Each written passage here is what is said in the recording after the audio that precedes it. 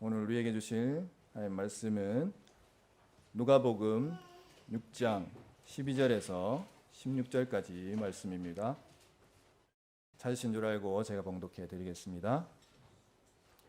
그 무렵에 예수께서 기도하려고 산으로 떠나가서 밤을 새우면서 하나님께 기도하셨다. 날이 밝을 때에 예수께서 자기의 제자들을 부르시고 그 가운데서 12를 뽑으셨다.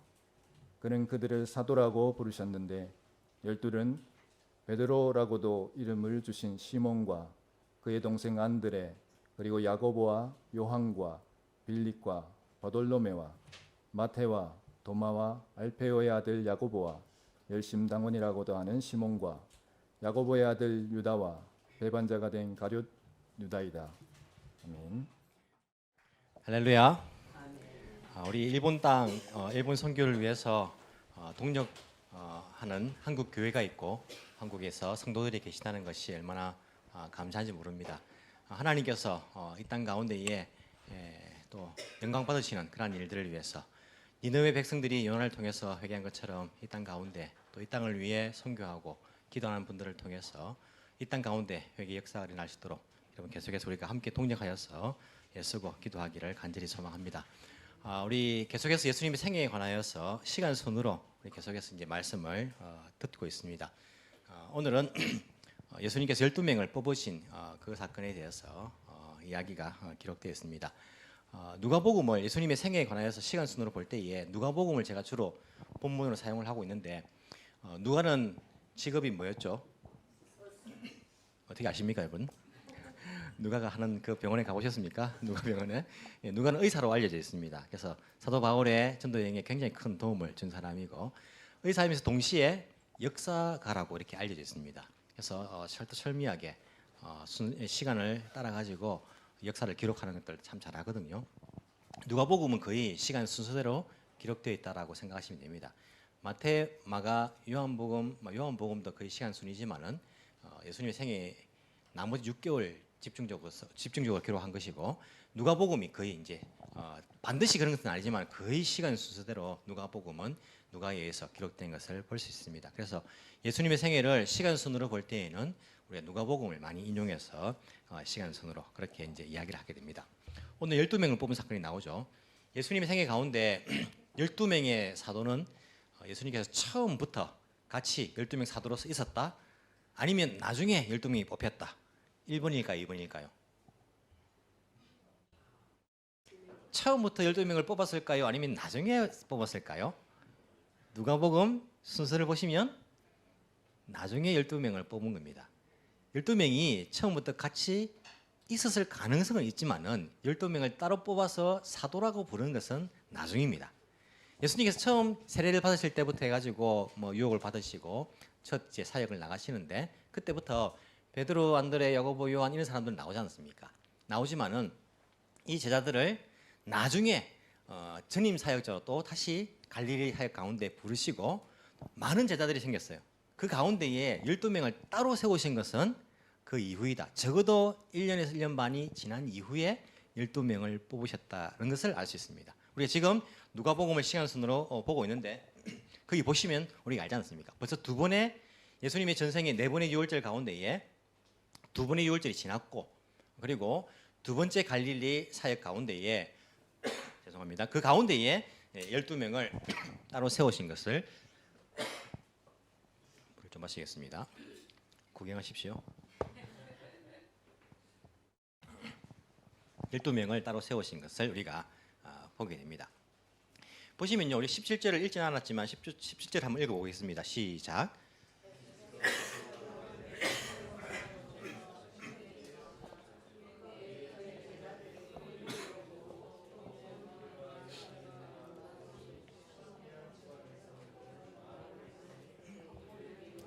예, 그의 제자들이 큰 무리를 이루고 제자들이 엄청나게 많았습니다. 그 가운데 12명을 뽑은 거죠. 우리가 누가복음 10장에 보시면요. 70명을 전도 여행 보내는 게 나옵니다. 70명도 특별한 사람들이에요. 많은 무리 가운데에 70명을 특별히 또 이렇게 전도 여행을 보내지 않습니까? 누가복음 10장에 보시면 70명도 함께 있었고 그리고 고린도 전서 15장에 보시면 예수님께서 부활하신 이후에 몇 명의 제자들에게 문도라 표현하는데 몇 명의 제자들에게 500명의 제자들이 보이신 거예요. 500명.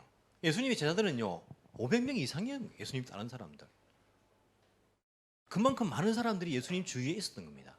그렇기 때문에 우리 지난주에 봤지만은요 이제는 종교지도자들이 예수님 어떻게 하려고 합니까? 이제는 메시아가 아니다라는 결론을 내리고 잡아 죽이려고 합니다. 안식일을 어겼다는 그런 이유 때문에 절대 메시아일 수가 없다.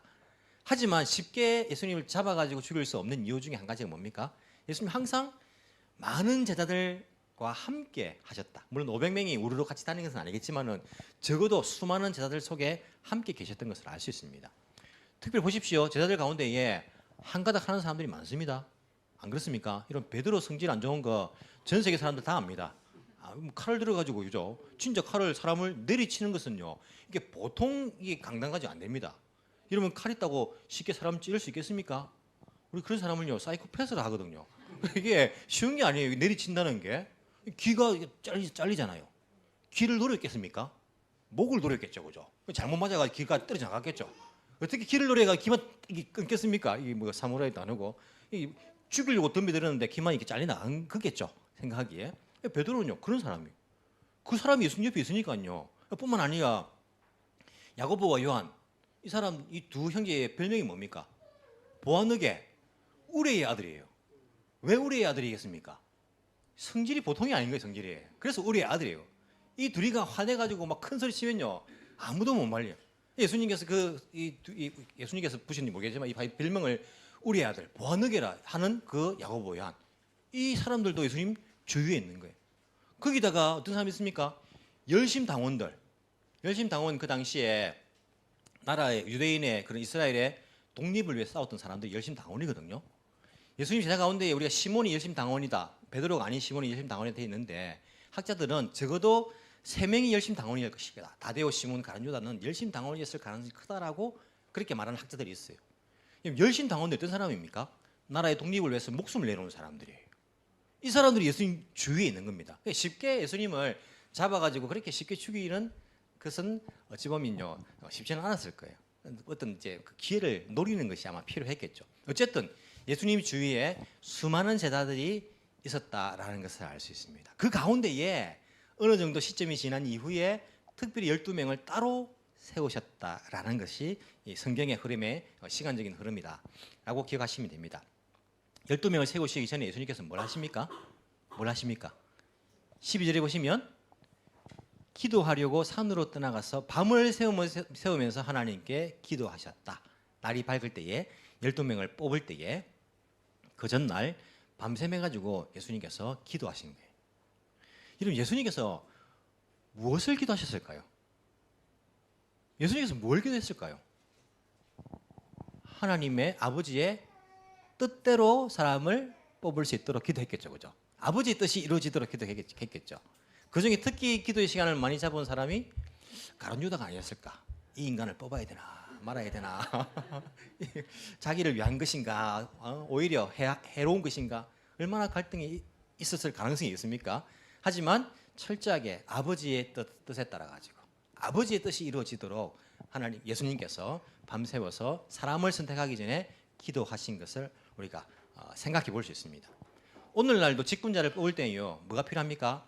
기도하는 것이 필요합니다. 그럼 기도하지 않고요 직분자 뽑으면요 교회가 시험에 듭니다.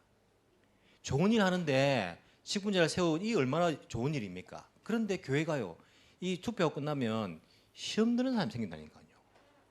얼마나 참 안타까운 일입니까? 그렇기 때문에 철저하게 기도해야 됩니다. 온 교회가 기도로 준비해가지고 직분자를 세우는 것이 필요합니다. 예수님도 12명 뽑는데 기도하셨는데 그것도 밤새고 기도하셨는데 왜 오늘날 교회는 기도하지 않고 사람을 뽑는단 말입니까? 이 뽑을 게 있을 수 없는 일이죠. 우리가 철저하게 기도하고 교회적으로 기도하고 개인적으로 기도하고 이 수많은 제자들 가운데 자기 12명 안 뽑혔다고요 마음이 상한 사람이 있었을 가능성도 있거든요. 주 인간보다 내가 더 나은 것 같은데 내가 더 빨리 예수님 따랐는데 왜 저 사람이 뽑히고 나는 안 뽑혔냐? 나중에 이제 2차 투표입니까? 2차 투표는 아니고 나중에 뽑힌 사람 있어요. 마띠아는 나중에 뽑히거든요. 이때는 막 뽑히지 못했지 않습니까? 어찌 보면요 이런 일들이 이 당시에도 이 사람들도요 뭐 시험 들 수 있어요. 있기 때문에 예수님께서는 철저하게 기도하셔가지고 사람을 뽑으셨다. 이렇게 되어 있는 것들을 볼 수 있습니다. 자, 날이 밝아서 이제는 12명을 수많은 제자들 가운데 12명을 선택하십니다. 어떤 기준에서 선택했을까요? 예수님께서 인물 보고, 재산 보고, 학력 보고, 뭘 보고, 뭐 기준이 있을 거 아닙니까? 그냥 뭐 예수님께서 뭐 너 나와 이렇게 뽑지는 않았을 거잖아요. 어떤 기준이 있었을 것인데 어떤 기준에서 12명을 뽑았을까요? 오늘 본문에는 나오지는 않습니다. 그죠? 나오진 않지만은 다른 성경을 보시면 우리 성경은 서로 모순되지 않지 않습니까? 다른 성경을 보시면 직분자를 선택하는 그 내용 기준이 나옵니다. 뭐 디모데서에 보면 직분자를 뽑는 그런 기준이 나오고 제일 처음 교회 직분을 뽑을 때에 사도행전 6장에 보시면 7 집사님을 뽑는 이야기가 나오죠. 그죠? 그때에 어떤 사람을 뽑느냐 기준이 나옵니다. 어떤 사람이죠? 성령과 지혜가 충만하여 사람들로부터 칭찬 듣는 사람 7을 뽑은 거예요. 그럼 예수님께서 사람을 뽑으실 때에 다른 성경에 나오는 사도행전하고 반대되는 뭐 내용을 하겠습니까? 같은 내용을 하겠죠. 사도행전에서 초대교회가 사람을 뽑을 때에 예수님이 사람 뽑는 거 보고 배워가지고 그렇게 뽑는 거 아니겠습니까? 통할 가능성이 큽니다. 12명을 뽑을 때에 아마도 기준이 성령과 지혜가 충만한. 근데 이때는 성령은 없잖아요. 그죠? 예수님 계실 때는 성령은 아직 안 오셨으니까 이건 빼고 지혜가 충만. 그래도 일머리 있고 지혜가 또 이렇게 충만한 사람. 그리고 사람들로부터 칭찬 듣는 사람. 즉 누가 봐도 저 사람은 될 만하다 하는 사람이에요. 그런 사람을 뽑았겠죠. 칭찬 듣는 사람들. 저 사람이라면 12명에 뽑힐 만하다라는 사람들이 뽑히지 않았겠습니까? 즉 저는 생각하기에 그만큼 열심히 있는 사람이다라는 생각을 해요. 열심히 있는 사람. 이런 베드로부터 보십시오. 6명은요. 예수님 처음부터 따라다니는 사람들 아닙니까? 베드로, 안드레 이런 사람들요. 처음부터 예수님 따라다니면서 그렇게 한 사람들. 심지어 나중에는 자기 직업들 다 때려치우고 예수님 따르는 전적으로 예수님 따르는 사람들이.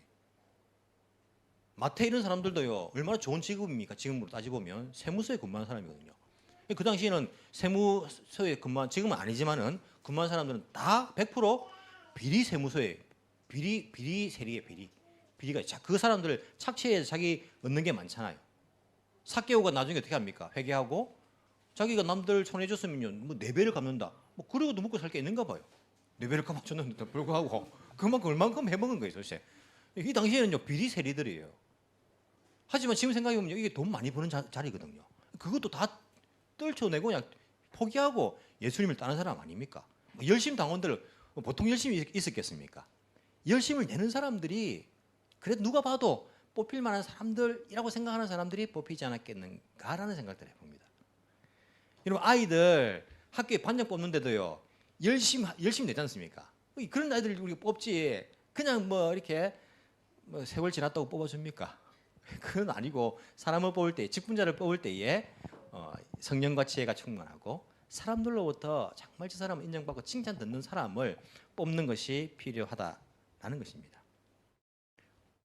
우리가 선교지의 교회들은요 장로님도 없고 당회도 없고 이런 교회들이 많지 않습니까? 그래서 어떻게 사람 뽑습니까? 목사 자기 마음대로 뽑습니다. 그런 경우도 교회들이 많아요. 목사님 보기에 뭐 괜찮다 싶으면요 뽑고 또 어떤 사람 뽑습니까? 돈 많은 사람 뽑습니다. 그래서 불러가지고요 어떤 이야기 합니까? 내가 이번에 권사님을 뽑는데 혹시 한국 돈으로 500만 원 낼 수 있습니까? 물어보고 뽑습니다. 낼 수 있다면 뽑고 못 낸다면 안 뽑아주고. 제가 지어낸 이야기가 아니고 실제적으로 여기서 일어나고 있는 이야기입니다. 교회에서. 그래서 그분이 돈이 500만 원 일시불 없으니까 할부로 해달라고. 목사님 고민을 해보니 할부로 해준다 했어요. 그 뽑으려 했는데 또 목사님 마음 변해가지고 할부 안 된다고 일시불로 된다고. 그래가지고 못 받았다는 이야기가 제가 이제 직접 들었어요. 그런 게 근데 그게 이 선교지의 교회만 그렇습니까? 한국 교회는 어떤 기준에서 사람을 뽑습니까? 직분자를 세웁니까? 그래도 돈이 좀 있고, 그래도 사회적인 지위가 있고, 그래도 교회에 오래 다녔고 이런 인간적인 기준으로서 직분자를 뽑는 교회가 없습니까? 얼마나 많습니까? 이게 성경적인 게 아닌 거예요. 이게 얼마나 안타까운 겁니까? 성경적인 기준에서 우리가 성경을 믿고 성경을 따르는 사람들 아닙니까? 그러면 성경대로 해야 되는 거예요. 돈이 없어도요 열심히 믿고 사람들의 칭찬 듣고 성령과 지혜 충만하면요 그 사람을 직분자로 세워야 됩니다. 저 사람은 돈이 없으니까 열심히 하지만은요 무시당하고 제외당하는 경우가 있어서는 안 되는 거예요. 저희 아버지께서 작년에 돌아가셨지만은 작년 맞습니까? 이제 기억도 잘 안 나는 거. 제보다 한 살 어릴 때에 장로가 되셨어요 교회에. 뭐 조그마한 교회 장로 된 게 아니고 한 800명 되는 교회 그 당시에 주일학교 다 합치면 1000명 되는 교회에 저보다 한 살 어릴 때 장로가 되셨어요. 대단하죠. 설이 집사 되고 10년 만에 장로 되셨어요. 얼마나 열심을 했겠습니까? 그런데 30년 전인데 그때 제 기억에 장로 되신 이후에 교회에 1000만을 내야 됐어요. 그 당시 돈으로. 강요는 아니겠지만은 그게 아무 말이 없는 강요지 않습니까? 이런 거 안 내면 안 되는 이런 강요. 모네 압박, 그래서 모네 압박 이렇게 받아가지고 그래가지고 내시더라고요. 할부로 내셨어요. 일시불이 없어가지고. 그때는 당연하다 어릴 때니까 아 그런구나 장로님 되려고 하면 돈을 좀 내야 되구나라는 생각이 됐습니다. 근데 신학을 하면서 제가 목회를 해보니까 그러면 돈이 없는 사람은 평생 장로 못하겠구나. 잘못된 거잖아요. 이건 성경적인 게 아닌 거잖아요. 어찌보면 그것은 성직매매, 직분을 매매하는 거 아닙니까? 주님 보시기에 그 성전에 그 판들을 다 엎으신 것처럼 이 교회에 투표할 때 들어가셔가지고 판들을 다 엎으실 그런 현상들 아닙니까? 우리는요 성경적으로 해요. 성경적으로. 예수님께서 12명의 가문을 보고 그들의 집안을 보고 인물을 보고 재산을 보고 학력을 보고 절대 뽑지 않으셨습니다. 교회의 직분자는요 절대 그런 기준에서 뽑아서는 안 돼요. 1도 그런 생각들을 해서는 안 됩니다. 아무리 가난해도요 정말 성령 가치가 충만하고 사람들로부터 존경받고 칭찬받는 사람이라면요 그 사람을 세워야 되는 거예요. 아무리 20년 30년 교회 다녔어도 열심히 없는 사람들을요 아이고 정의해가지고 뽑아주자 안 그러면 또 삐진다 골치 아프다 그렇게 뽑아주는 게 아니라 뽑아주면 더 골치 아픕니다. 철저하게 성경적으로 직분자를 세우는 것이 필요하다. 또 어떤 사람은요 아이고 나는 직분에 관심 없어 나는 연연하지 않아 이렇게 말씀하시는 분이 있어요. 아주 쿨하게 보이죠. 여러분 교회 직분은요 굉장히 영광스러운 겁니다. 교회 직분을 받기를 사모해야 됩니다. 디모데서 전후서를 보시면요 바울이 디모데에게 말할 때에 감독의 직분, 장로의 직분, 집사의 직분 이런 이야기를 하면서 그 직분을 받기를 사모하는 것이 합당하다는 이야기를 해요. 합당하다는. 교회 직분 받기를요 여러분 사모하십시오. 이게 성경적인 겁니다. 왜 교회 직분에 관심이 없습니까? 그 말은 무슨 말인지 아십니까? 난 열심히 안 하겠다는 말이에요. 나는 직분이 있느냐 않아 이 말은요 난 대충 그냥 신앙생활 하지 그렇게 나의 열심을 내라고 말하지 마라 이런 말하고 통하는 거예요. 그게 쿨하게 보입니까? 전혀 쿨하게 보이지 않습니다. 성경적이지 않습니다. 성경은 직분을 사모할 것을 우리에게 말씀하십니다. 사모하십시오. 얼마나 교회 직분이 영광스럽습니까? 월급 주지 않아도요 누가 알아주지 않아도요 교회 직분 맡으면요 골치 아픕니다. 어찌 보면 어떤 면에서는 장로님 권사님들 안수집사님들 교회 요건 다 먹어요. 일은 다 하고요. 얼마나 안타깝습니까? 마음 아픕니까? 하지만 그 직분을 감당하는 거 왜? 영광스러운 주님의 직분이니까. 주께서 주신 직분이니까. 세상적인 직분보다 훨씬 영광스러운 직분 아닙니까? 사람들은 알아주지 않고요. 사람들은 또 뭐 자기 불만 이야기해도요. 우리 주님께서 알아주시는 직분 아닙니까? 그게. 잘하였도다 착하고 충성된 종아. 너가 주인의 잔치에 참여할 것이라고. 주님께서 알아주시니까 이 영광스러운 직분을요. 받기를 사모하고 또 이 직분자를 올바른 성경적인 근거에서 뽑는 것이 필요하다는 것들을 알 수 있습니다. 예수님께서 12명을 뽑으셨습니다. 그리고 그들을 뭐라고 부르셨습니까? 성경에 보니까 그들에게 13절에 보시면 그들을 사도라고도 부르셨다. 이제 그들을 12명 뽑아놓고 얘들은 지금 이제부터는 사도다 이런 이름을 주신 거예요. 사도. 사도가 무슨 말입니까? 제가 경주교회 이제 마지막으로 있다가 이렇게 선교사로 왔는데 같이 있던 그 부목사님 가운데 배준성 목사님이라고 계세요. 아들을 낳았는데 이름을 자기가 사도로 이렇게 짓고 싶다 하더라고. 사도. 좋은 이름이라고. 이름 성이 배시니까 배사도 이렇게 되니까 우리 절대 하지 말라고. 아니 놀림 당한다고 하지 말라고 말했는데 이 사도라는 이 이름은 좋은 이름이거든요. 사도라는 이름이 이 헬라어로 하면 뭐 아포스톨로스라는 그런 단어인데 이게 보냄을 받은 자라는 말입니다. 지금은 사도라 하면 교회의 직분이잖아요. 우리가 알아요. 하지만 그 당시에 뽑을 때에 얘들은 사도다 말할 때에 교회의 직분으로 이해하지는 않았을 거예요. 그 사람들은. 그 당시에 그냥 헬라어 그 단어 그대로 보냄을 받은 자라는 뜻으로 받았을 겁니다.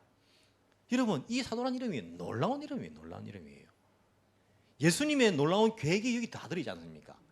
보내심을 받은 자라는 이름으로 이게 사도라고 이름이 지어졌을 때에 어떤 마음이 들까요? 여러분 같으면 이름이 뽑혔습니다. 사도라 이름을 하는 거예요. 보냄을 받은 자라는 이름을 이제 붙여주신 겁니다. 어떤 마음 들까요? 내가 어디로? 보내지겠구나. 아닙니까? 그런 이름이 붙었으니까 내가 어디로 예수님하고 같이 있는데 내가 어디로 보내지겠구나 이런 마음이 들지 않겠습니까? 어디로 보내지는 거예요. 이 보내심을 받은 자 사도라는 말에는요 그냥 보내심을 받는 게 아니고 전권을 이임받아서 보냄을 받는 거예요.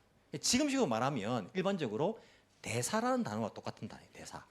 대사는 그 나라의 정권을 받아서 보냄을 받은 사람이지 않습니까? 그래서 사도는 지금은 이제 교회적인 용어로 되어 있는데 사실은 그 당시에 대사라는 그런 뜻으로 단어로 생각하시면 됩니다.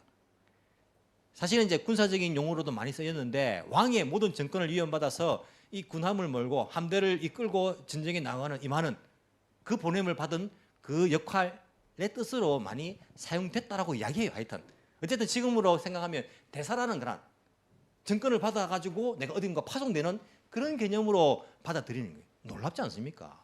어딘가 보내지는 거예요. 제자들이 아마 이런 생각이 들었을 수도 있어요. 야, 우리가 한 자리 하겠다. 예수님 왕 되면. 이런 생각이 들었을 수도 있겠죠. 주님의 생각은 다릅니다. 이들을 세우시고 다른 이름을 붙여줄 수도 있어요. 선지자다. 아니면 뭐 얘들은 사자들이다. 뭐 이렇게 할 수도 있는데 사도다라고 하신 것은 예수님의 놀라운 계획이에요.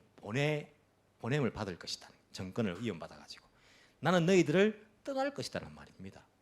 그리고 내가 하던 사역을 누가 너희들이 하게 될 것이란 말이에요. 이게 예수님의 그 계획이신 거예요. 그게 사도라는 그 이름에 들어있는 것입니다.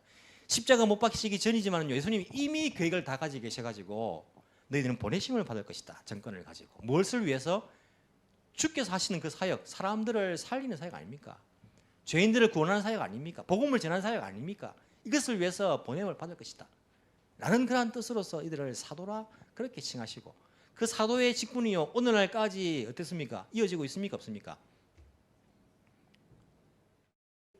12명의 사도 어떤 특권처럼 누려가지고 그런 것은 아닙니다. 지금 문제가 되고 있는 것이 신사도 운동이라는 게 있죠. 그 사람들은 자기가 사도래요. 이 시대의 사도랍니다. 그래서 뭘 합니까? 뭐 이상한 것을 이야기해요. 하여튼 자기 능력이 있는데 능력을 나눠준대. 앞으로 나오래. 그래서 뭐 영어로 임파테이션을 말하면서 막 능력을 막 나눠주고 막 그래요. 천사를 봤대요. 그냥. 천사들이 문을 열고 들어옵니다. 막 그렇게 이야기를 막 해요. 그런 사도의 직분이 이어지고 있다는 것이 아니라 사도적인 그러한 직분이요 계속 이어지고 있다는 거예요. 보내심을 받은 자에서의 그런 직분이 계속 지금까지 이어지고 있는 거예요. 그게 예수님의 계획이에요. 2000년이 지났지만요 예수님은 이미 2000년 뒤 그 이후도 내다보시면서 사도들을 뽑으신 사도들을 보내심을 받은 자들을 뽑으신 거예요. 예수님의 계획입니다. 복음이 앞으로 어떻게 전파될 것인지 어떻게 내 사역을 이어나갈 것인지 내가 너희들과 영원히 있는 것이 아니라 이 사도의 직분, 보냄을 받은 자들에 의해서 이어질 것이라는 것을 이미 주님은 계획을 가지고 계신 것을 우리가 이 사도라는 이름에서 알 수 있게 됩니다. 12명으로 사도 끝납니까? 사도행전 보십시오. 바울과 바나바도 사도라고 그렇게 부릅니다. 그리고 사도라는 고유명사로 부르지는 않지만은요 헬라어로 원어로 똑같은 단어를 쓰는 경우들은요 많이 있어요. 신약성경에 많이 나옵니다. 다른 사람에게 쓰여집니다. 보냄을 받은 자라는 뜻으로. 그것을 헬라어로 하면 사도 아닙니까? 사도라는 뜻으로 다른 사람에게 쓰여지고 있어요. 즉 12명의 사도의 직분은 고유명사라서 없어질지 모르지만은 일시적인 것인지 모르겠지만은 사도적인 그런 직분은요 계속되고 있는 것이에요. 보내심을 받은 자의 그런 직분은요 계속되고 있다는 것을 우리가 신약 성경을 통해서도 알 수 있습니다. 예수님 주위에 어떤 사람들이 있었습니까? 참 재미납니다. 여러분 우리 뒤에 이제 17절 아까 읽었죠. 17절 읽을 때에 그의 제자들이 큰 무리를 이뤘다. 제자들이 큰 무리를 이룬 거예요. 얼만큼 커야지 큽니까? 몇 명 돼야 큽니까? 여러분들 생각하기에. 그래도 한 몇백 명 안 되겠습니까? 70명도 뭐 특공대가 있었고 하니까 큰 무리의 제자들이 있었어요. 또 어떤 사람이 있었습니까? 유대, 예루살렘, 두로, 시돈 모였던 많은 백성의 큰 무리가 있었어요. 이 제자들하고 다르죠? 백성의 큰 무리도 있었습니다. 예수님께 모이던 사람들. 예수님 주위에는요, 그냥 온 동네 방네에서 온 큰 군중들이 있었고, 그리고 큰 무리의 제자들이 있었고, 그 가운데 사도들이 있었던 거예요. 맞습니까? 성경문이 그렇게 되어 있는 거예요. 그러면 제자도 아니고 사도도 아닌 큰 무리는요, 뭐하러 온 겁니까? 예수님께. 뒤에 보니까 18절에 말씀도 듣고 자기 병도 고치려고 온 사람들이에요. 근데 왜 이 사람들이 제자가 아닙니까? 이 사람들이 예수님께 온 것은 자기의 목적을 이루기 위해서요. 병 고치기 위해서. 좋은 말씀이니까 한번 들어보자. 말씀 듣기 위해서 온 겁니다. 이 사람들은 믿는 사람이라 할 수 있습니까? 할 수 없습니까? 애매하다, 그죠? 왜냐하면 예수님 안 믿으면 병 고치러 안 올 거잖아요. 고칠 수 있다는 거 내가 믿으니까 오는 거 아닙니까? 병 고치려고. 믿음 있는 것 같은데 또 제자는 아니에요. 분명히 구분해서 이야기하잖아요. 이런 사람들이요, 오늘날 교회는 있을까요, 없을까요? 잘 아시네요. 오늘날 교회도요, 똑같이 이 세 부류의 사람들이 있습니다. 안 믿는 사람은 아닙니다. 믿는 사람이에요. 신자입니다. 그런데 왜 믿습니까? 병 고치려고. 내 목적을 이루기 위해서 예수님 믿는 거예요.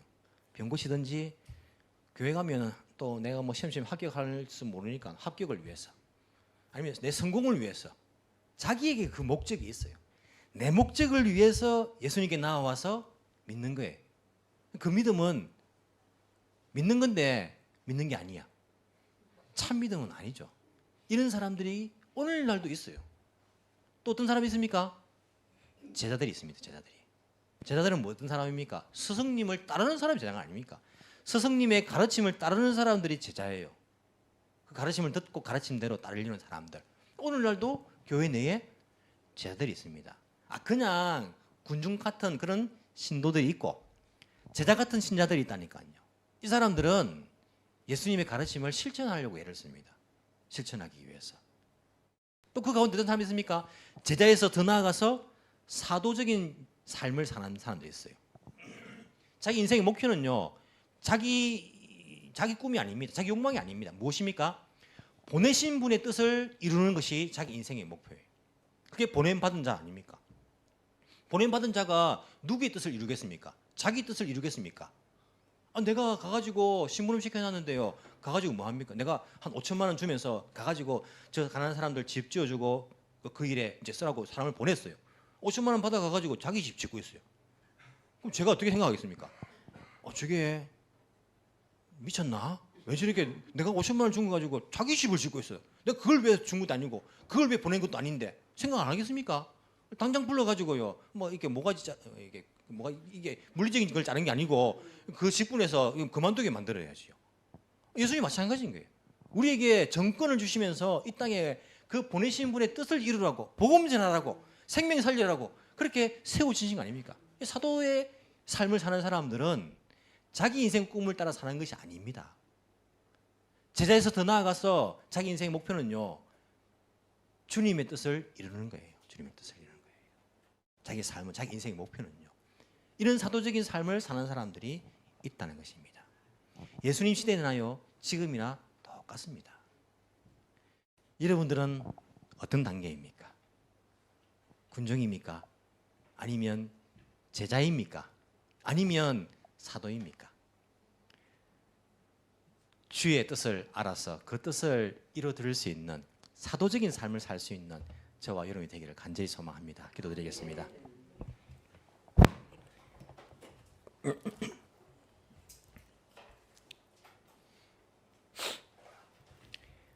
우리를 주의 사역을 위한 사도적인 그러한 사명으로 부르신 주님을 찬양합니다. 주님, 저희들이 이 땅에서 예수님의 제자로, 예수님의 사도로 살아갈 수 있는 그러한 은혜를 허락하여 주옵소서. 참 저희들은 부족합니다. 주일날 예배 드리는 것, 이것도 지키기 힘들고, 날마다 기도하고 말씀 읽는 것, 이 단계에서 지금 머물러 가지고 참 애를 쓰고 이것도 실천하지 못하는 그러한 신앙에 머물러 있을 때가 많습니다.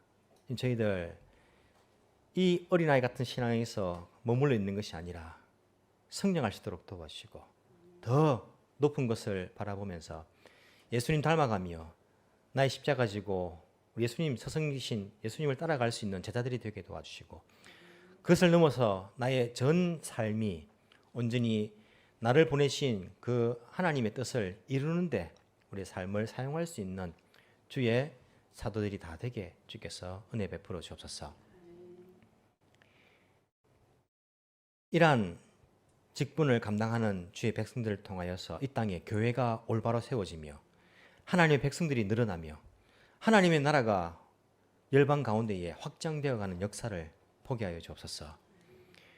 사도적인 삶을 사는 자들에게 주께서 모든 그러한 권세를 허락하여 주시고 그 권리를 그 권세를 주신다는 그러한 그 비밀을 깨달을 수 있는 그러한 지혜를 그러한 은혜를 저희들에게 허락하여 주옵소서.